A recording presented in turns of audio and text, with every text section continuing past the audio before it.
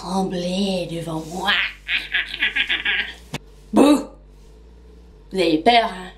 Oyez les amis, alors comme je vous en avais parlé sur ma page Facebook, je voulais faire des petites vidéos très courtes en fait pour pouvoir échanger encore un peu plus avec vous. Et au vu de ce que vous m'avez laissé en commentaire, ce qui vous intéressait c'était un petit peu aussi mes lectures. Je vais vous parler de 2-3 petits mangas en fait, forcément en rapport avec cette saison glauque.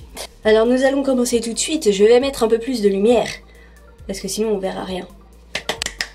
Alors comme premier manga j'avais envie de vous parler de Hideout. Donc c'est un one shot, donc ça raconte l'histoire d'un écrivain à succès qui est un mari comblé, un père de famille d'un jeune petit garçon, jusqu'à ce que tout s'écroule autour de lui. Son éditeur le plante, son fils décède et en fait plus rien ne va dans son couple et c'est la descente aux enfers. Il décide d'emmener sa femme faire une soi-disant balade sous une pluie battante dans les ténèbres d'une forêt sombre et là en fait il décide de tuer sa femme. Sa femme va se débattre, va s'enfuir et il va la suivre forcément pour achever sa décision et en fait il se retrouve dans une grotte et il va regretter d'avoir suivi sa femme dans la grotte.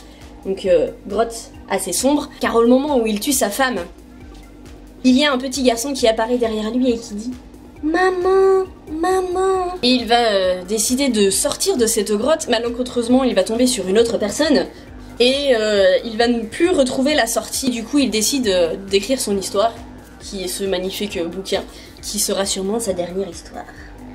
Donc voilà pour ce premier manga, je vais passer à un deuxième manga que j'ai beaucoup apprécié, Conductor, donc là qui est en 4 tomes. Donc ça raconte l'histoire d'une flûtiste de talent qui en fait fait des rêves très étranges où elle voit un homme vêtu tout en noir tenant un crâne qui la pousse en fait également dans les ténèbres.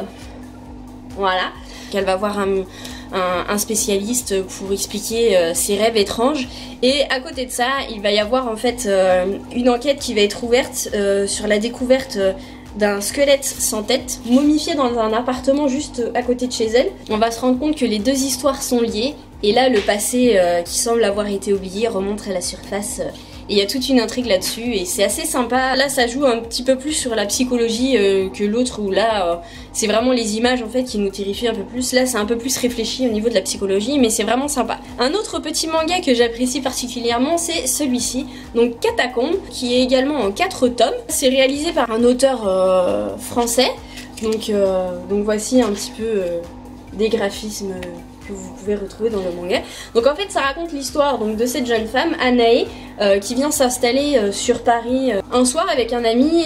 Il décide d'aller voir le concert du groupe Catacombe. Elle sympathise avec le groupe qui lui ouvre en fait les portes de leur inspiration et lui montre en fait du coup les catacombes de Paris. Et lors d'une visite qui va pas se passer tout à fait comme prévu, ils vont se retrouver tous à l'extérieur des catacombes, ils vont se réveiller, sauf qu'il n'y aura plus le chanteur du groupe. Il va disparaître pendant plusieurs jours et du coup au début Anae va essayer de le chercher toute seule dans les catacombes et elle va se retrouver aidée par une autre jeune femme.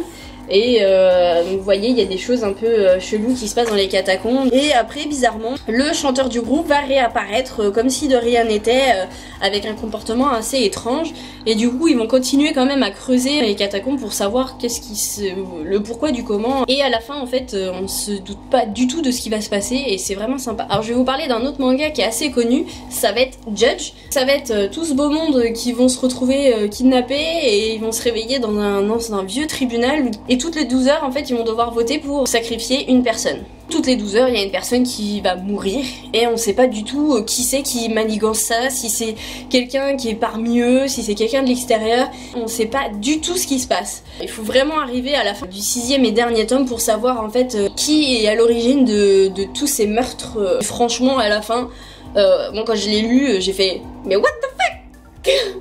J'ai fait non mais il se passe quoi là? Moi c'est pas du tout ça que je m'étais imaginé et du coup jusqu'à la fin en gros on a des bonnes surprises et c'est franchement sympa. Un dernier petit manga que j'avais envie de vous parler c'est King's Game, donc qui existe en plusieurs parties, donc c'est des histoires en 5 tomes. Donc vous allez avoir King's Game, King's Game Extreme, King's Game Origin.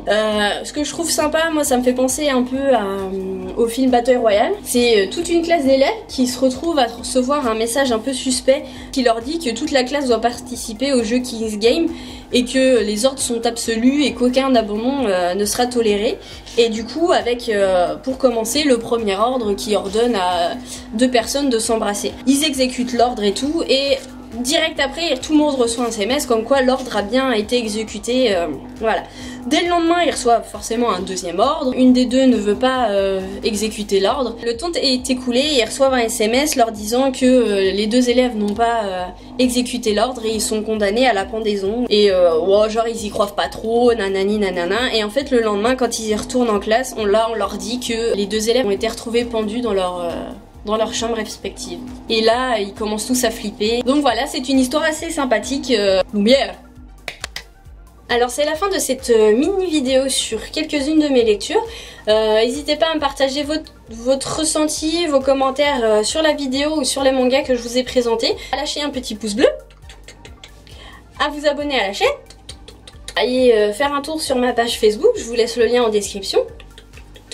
Et puis en attendant, je vous fais plein de petits bisous et à la prochaine.